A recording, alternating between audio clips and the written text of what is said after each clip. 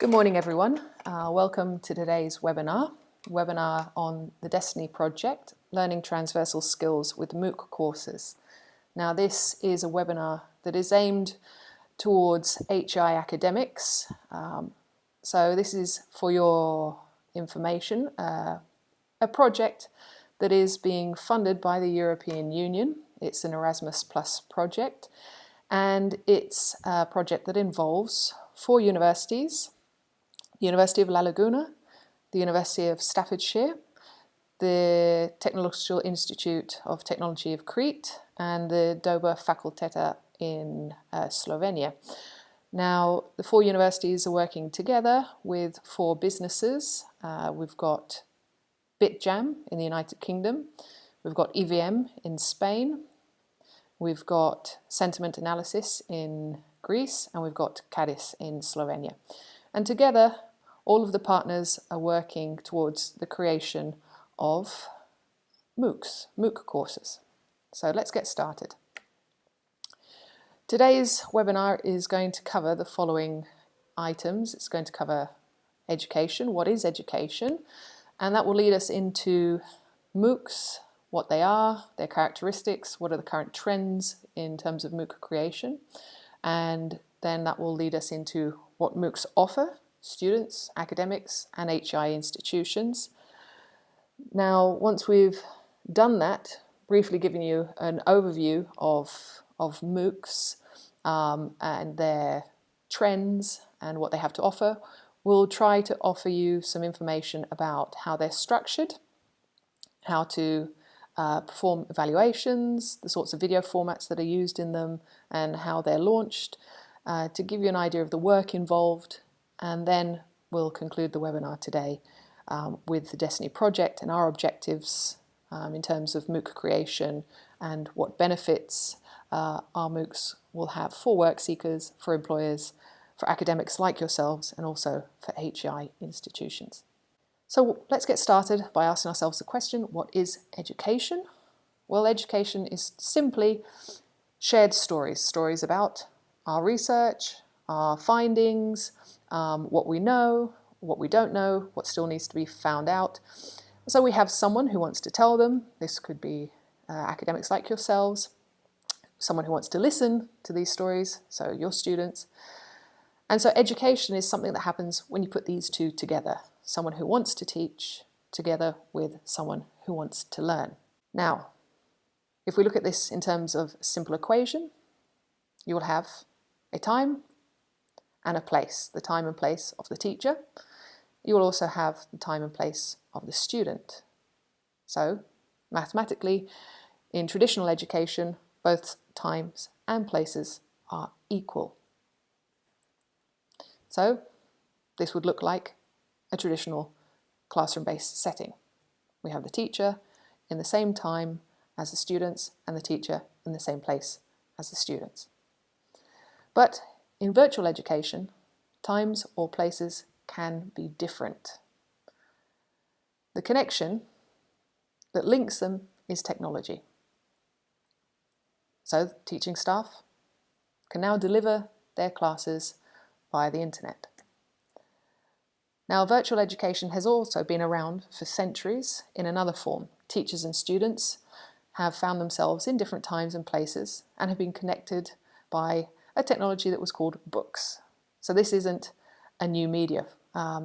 This was an ancient type of virtual teaching. This ancient technology found someone in a time and place that was different to the student. They were telling a story, as I said, to someone in a different time and place.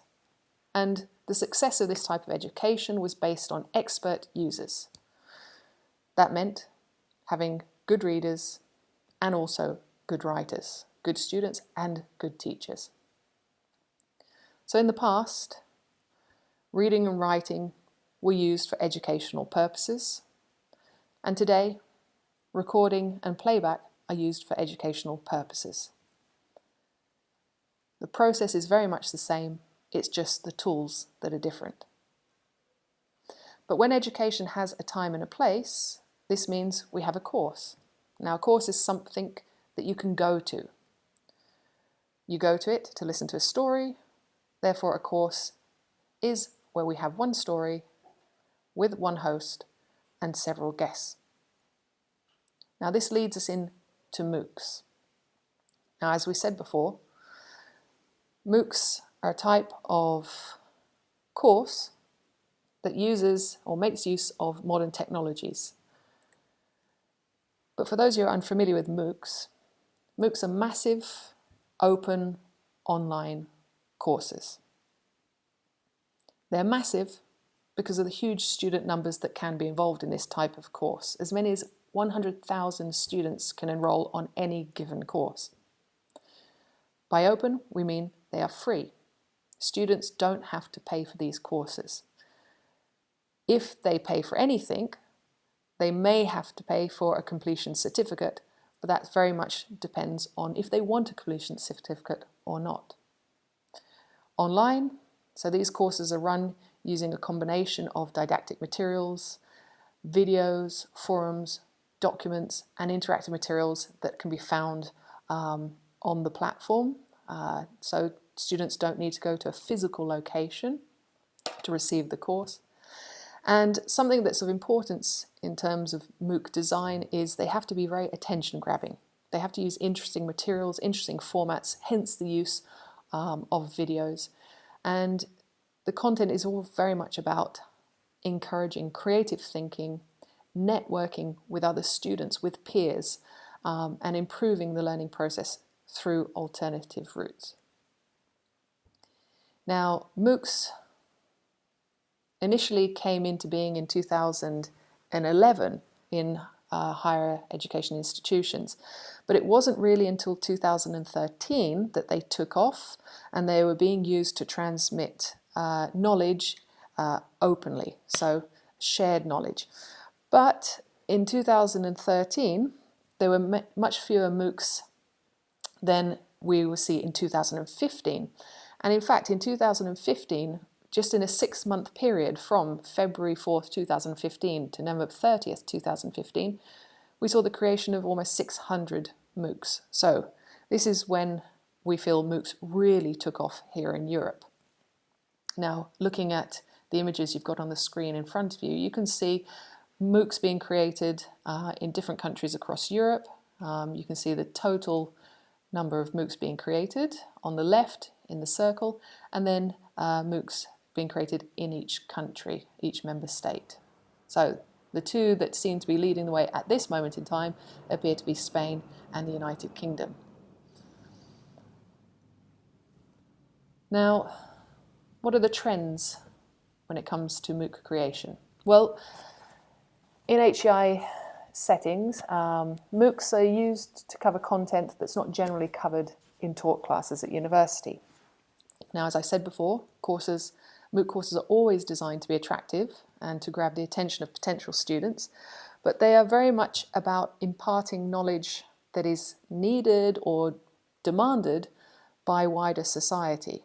So MOOCs are more about satisfying people's general curiosity. For example, there are MOOCs on how to invest in the stock market, or other MOOCs on how to create apps for smartphones, or even MOOCs on how to read Egyptian hieroglyphics. They haven't been designed to cover academic content, the sort of content we would see in taught classes in HEIs. Now, whenever you're thinking of creating a MOOC, it's very important to remember what students are looking for in MOOCs, or in education in general, but specifically when it comes to MOOCs. They're looking for a training course that is complementary to their academic studies. They're also interested in receiving classes from highly qualified experts in their field. They're also looking to receive classes from prestigious universities. They also want courses and content that is going to fill their curriculum in some way, improve their CV. They're interested in perhaps finding content that they haven't been able to find in the traditional setting, and many students are also looking to fulfill their own personal curiosity more than anything. So this is what students tend to demand from MOOCs. Now, what can MOOCs offer? Well, MOOCs are able to fulfill that demand, that curiosity that students have. They offer a wide range of subjects. They're very, very diverse in terms of what they can offer. There's a complete flexibility in that sense. They enable students to direct their learning. They enable students to study at their own pace, what they want, when they want to. Because of the online dynamics, classes are online, so they can be studied anywhere, anytime, as long as there's an internet connection and a computer available. Now, the good thing about MOOCs is that they are delivered by competent experts and they are delivered by university professors, and the training is delivered by prestigious universities and it's their academic staff.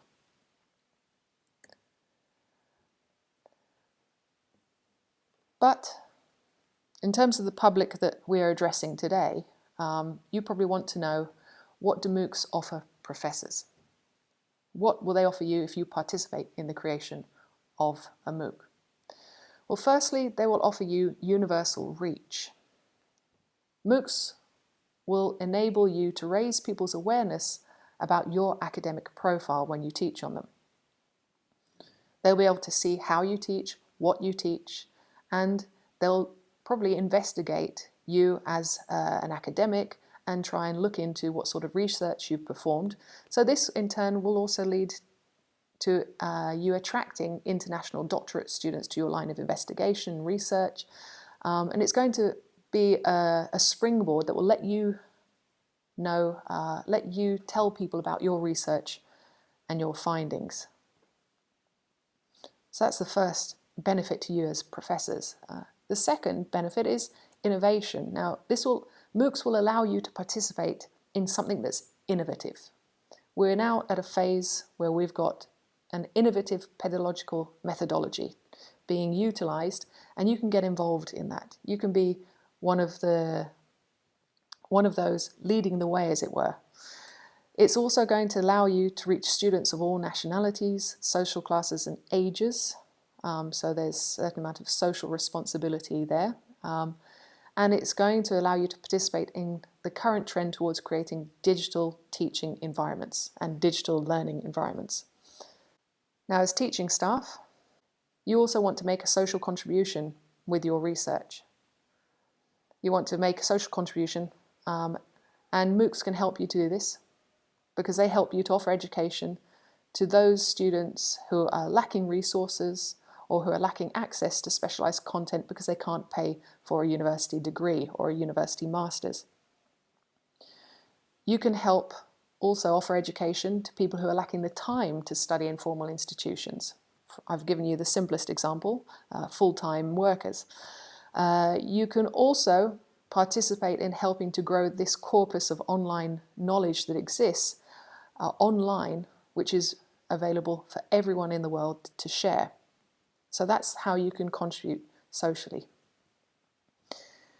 Now, one of the reasons this slide has been included, what do MOOCs offer HEI institutions, is really to make academics aware that this is definitely going to be the future of teaching in HEIs. This isn't a fad, it's something that's going to be around. So if you get involved in it now, it's very much a good thing because it's not going anywhere fast. Now, the reason being is that, as I said before, HEIs are able to reach an international audience with MOOCs. This will help them promote their academic curricula. This will act as a marketing tool that will give them very cheap but very effective international visibility. It will help the institution increase its prestige and its reputation, and it will also act as a tool to attract undergraduates or postgraduates or even visiting students or visiting academics to the university in question that has created the MOOC. In terms of innovation, MOOCs give HEI institutions an opportunity to create an online presence, their brand online. Now, this is something that will reap many rewards. In fact, it all links back in terms to prestige, but in terms of participating in innovation, they are going to help create an innovative educational space, and they are going to help create a new type of prestige. Under the University of, for example, La Laguna's quality assurance name and brand. This is a new type of prestige, this online type of prestige that hopefully in the future businesses will recognize more than they do today. And HEI institutions are interested in MOOCs because they have a responsibility to give back to society in terms of the research that they're performing. So in terms of social responsibility, universities are going to be able to say that they are supporting education everywhere. They are supporting education for those lacking economic means. They are supporting education for those lacking time, and that they are participating in growing this online body of shared knowledge. But for universities, obviously universities have a business model to follow. They're interested in income and revenue. They're interested in making sure that they are not going to be losing out as a result of MOOC creation. Obviously, with a free course, many universities might initially be worried that they're giving away their knowledge for free, but that's not the case. MOOCs can generate direct income revenue streams or indirect income revenue streams. An example of a direct revenue stream would be students paying for an enrollment fee onto the MOOC, or students paying for graduation certificates for the MOOC. In terms of indirect revenue fees, universities could offer complementary resources through the MOOCs, for example, the sale of books or the sale of mobile apps for smartphones. So at first glance, universities may be worried about the creation of MOOCs or the emergence of MOOCs, but I think at a second glance, they'll realize that it can be quite beneficial for their business models, especially when looking at the fact that they do not require administrative teams, so it makes them very cheap to run, that they are a very cheap way of marketing the university, but very successfully at an international level. And they also are going to create a fantastic bridge between academia, the academic world, and the business world. So this is the reason why MOOCs are going to be here to stay. Now, for the academics out there who are interested in how MOOCs are structured, well, according to best practice recommendations, MOOCs should last no less than 4 weeks and no more than 12 weeks. Now, this maximum duration is to avoid high student dropout rates. No, a lower number of weeks is probably better in order to increase the number of students who reach completion. Now, one module is equivalent to 1 week. So in week 1 of the course, you will do module 1. In week 2 of the course, you will do module 2, etc. Now, in a 1 week time frame, the workload that students are expected to complete should not go beyond the 3-hour mark. So there should not be more than 3 hours total work for the student.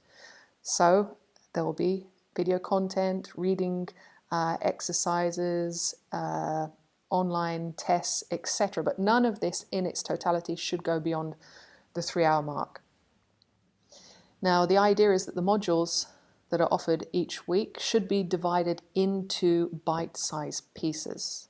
Again, this is all about helping reduce dropout rates. We're trying to facilitate learning, we're trying to create more interest in the topic.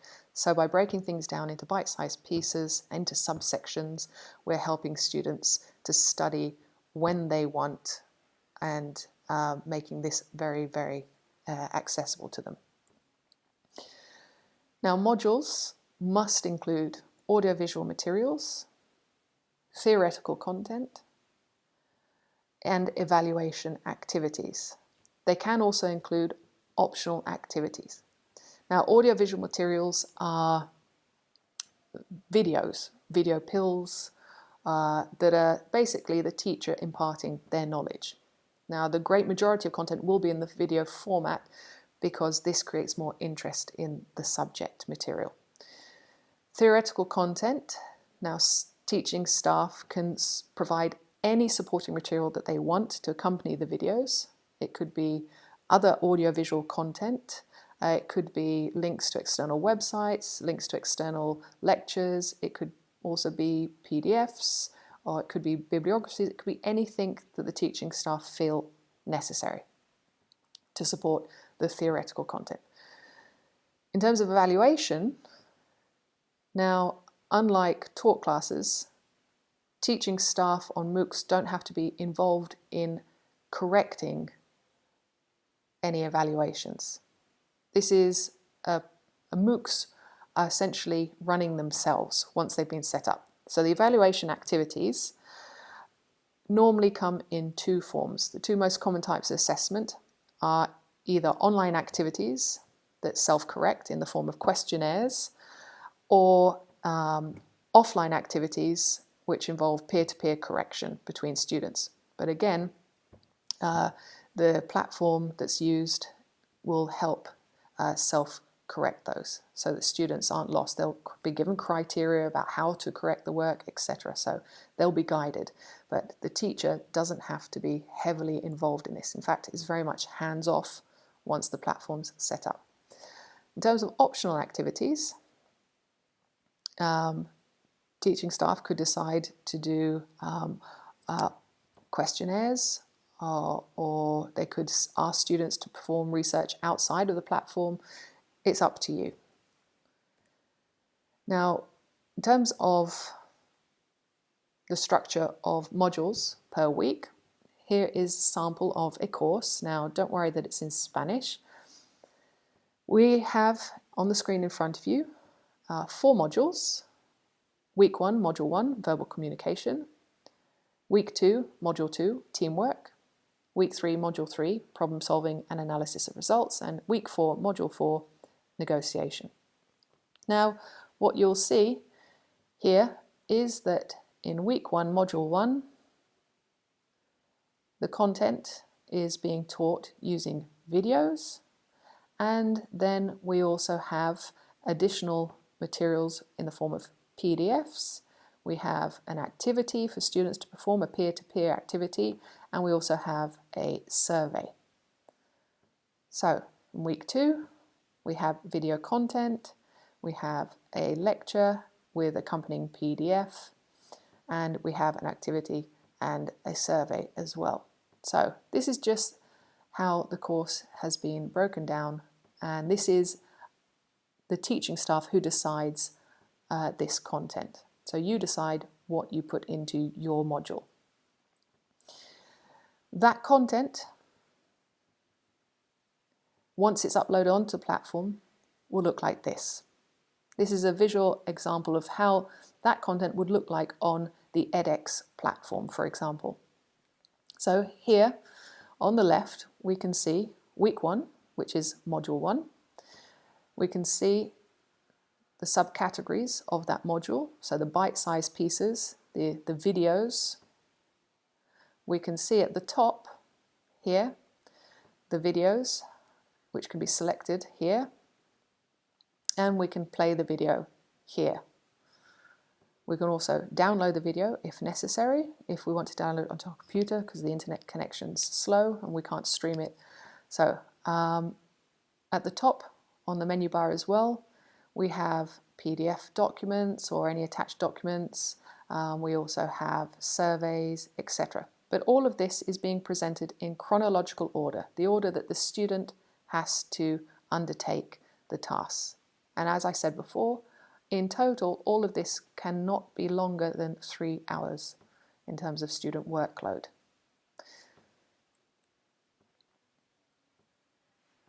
So something to make very clear to you, to academic staff who are interested in MOOCs, now having listened to this very brief introduction to MOOCs, is that once the MOOCs are up and running on the platform, teaching staff are very much hands-off. You don't have to perform evaluations. These will run automatically.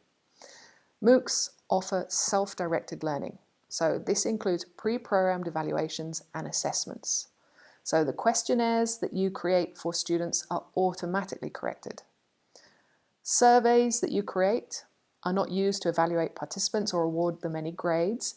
In fact, the surveys are really more for those of you out there who want to perform research of your own and want to gather data for maybe further research further on, or papers that you want to write further on. But this has no effect on student grades or the evaluation process. In terms of offline activities in peer-to-peer correction, each participant's asked to submit their work, but again, it's not the teacher who corrects them. The platform will randomly assign these tasks to another participant. So students are correcting each other's work. Now, communication tools can be used within MOOCs. Teaching staff can create forums to generate debate, to facilitate the exchange of knowledge and materials amongst participants. But again, this is all about helping students direct their own learning. So, teaching staff don't have to worry about participating in MOOCs because they're worried about MOOC participation increasing their already very busy workloads. If we look at videos now, MOOCs, as I said, contain a lot of videos to deliver the content. Now, there are 3 different types of video format. The first is the presenter format, where you will see the academic staff next to the presentation that they're giving on screen. The second is the video tutorial format. Now, this does give professional results. It's very, very widely used in MOOCs because there's no prior editing experience necessary. This is a very easy format for all academic staff to pick up very quickly, and the teachers can decide whether they want to appear on screen, as you can see on the right here, or whether they don't want to appear on the screen. So it will just be a voiceover type class. So the students will only see your presentation and hear your voice and maybe see your subtitles, but they won't see your face. And then the third type is a conference style. So this type of style is going to require assistance from some type of technical support unit at your university, but it does give very professional results. But it looks like you're in a congress or a conference, so you will be on screen, and you can either increase the size of your presentation and your slides or decrease them as and when you feel is necessary. So those are the 3 types of video formats that are typically seen in MOOCs. Now, I can't repeat enough that academic staff will not have extra workload once they have created the MOOC, once the MOOC has been launched. The only thing teaching staff will be asked to do is to log in daily to their module, just to ensure that the module's not experiencing any technical problems, just to make sure that it's up and running, just to make sure they haven't received any message on the forum from students saying that they can't log in or that they're having some sort of technical issue. That's all. So if the platform and the MOOC is configured correctly from the start, the platform will do everything that you need to do. The platform will do everything for you. Teaching staff don't need to correct work. They don't need to participate in forum debates unless they want to. So it's completely up to the teacher how much they participate. Now, teaching staff can participate, and they do at times, to clarify student doubts, to guide forum debates, but the idea of MOOCs, and we would like to remind academic staff of this, is that students are there to resolve their own questions so that they learn to become autonomous learners, so that they solve and resolve their own questions with their peers. So this is really about emphasizing that MOOCs should not greatly increase workload once they're launched. So this brings us then to the Destiny Project and Destiny Project MOOCs. Now, DESNI stands for Developing Employability Skills Through Innovative Education Using MOOCs for Youth. This is a 3-year project funded by the European Union under the Erasmus Plus Cooperation for Innovation and the Exchange of Good Practices Action. This is a project that operates across Europe, and it involves higher education institutes working in cooperation with private sector organisations, the ones that I mentioned at the beginning of this webinar, but who you can see here again. Now, in the DESNI project, we've set ourselves the task of creating MOOCs that will do something slightly different.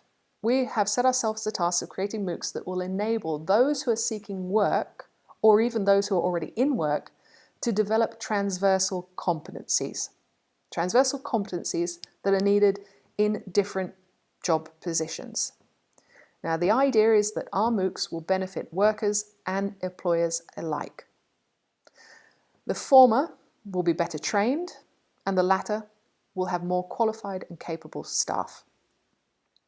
Now, this type of training, the training in transversal competencies, is not normally offered as part of formal studies in HEI institutions. But we've performed research in year 1 of the project, and according to businesses and human resources departments that were interviewed as part of the DESNI project, these transversal competencies, are of great importance.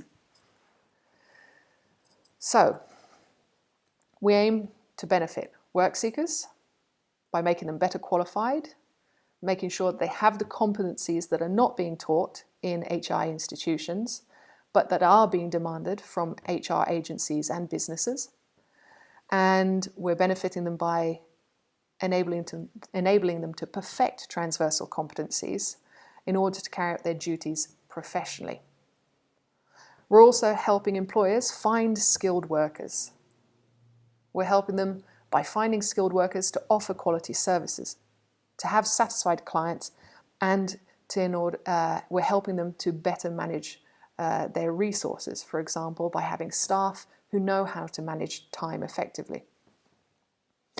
And we're also helping academics like yourselves, and we're also helping HI institutions, because we are now giving you the opportunity to provide education that complements formalized classroom-based curricula.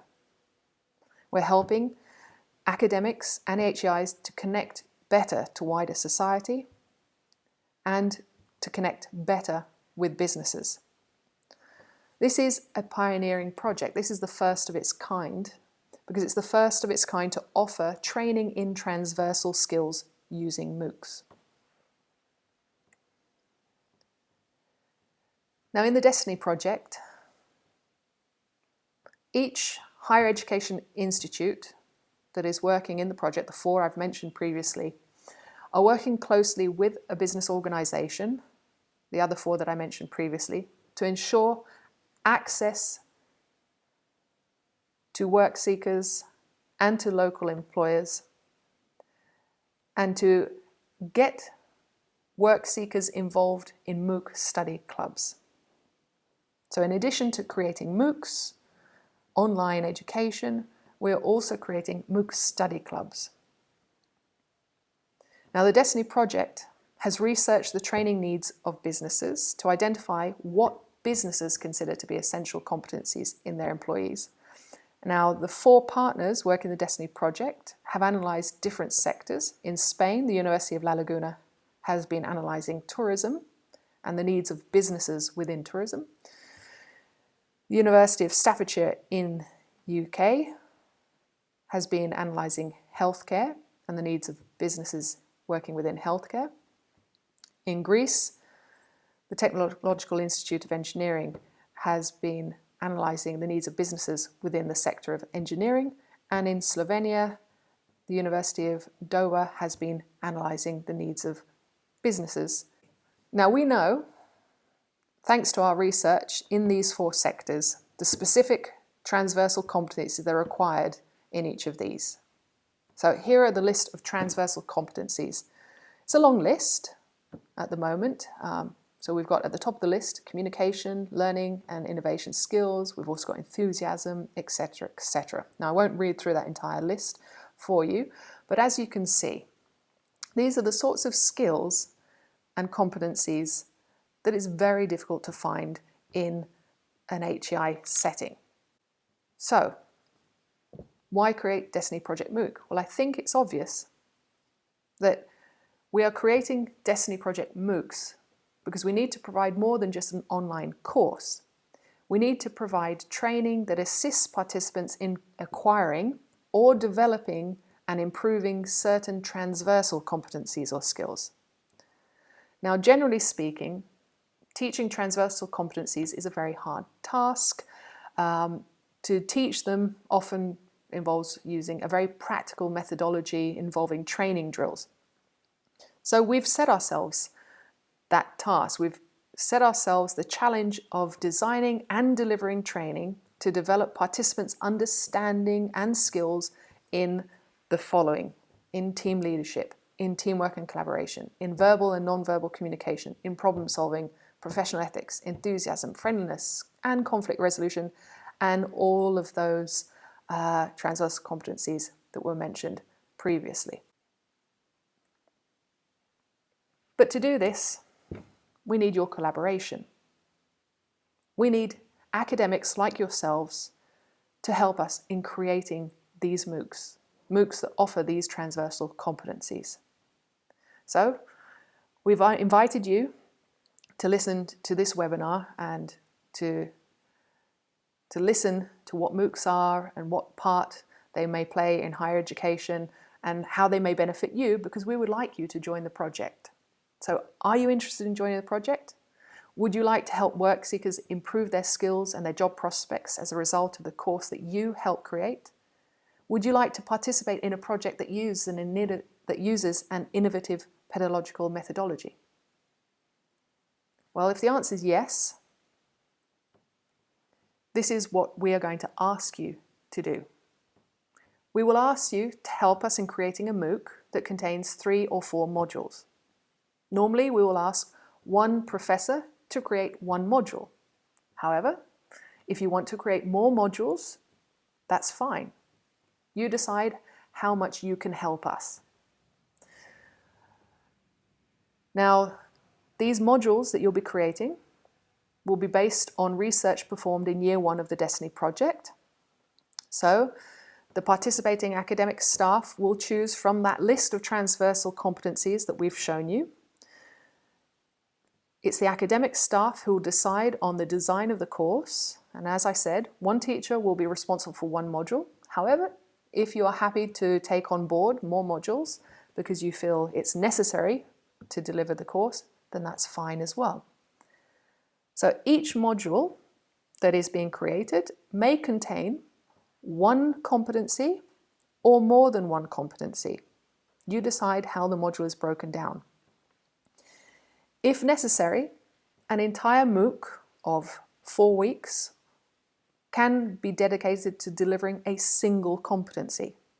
So in other words, one competency will be taught over the course of several weeks.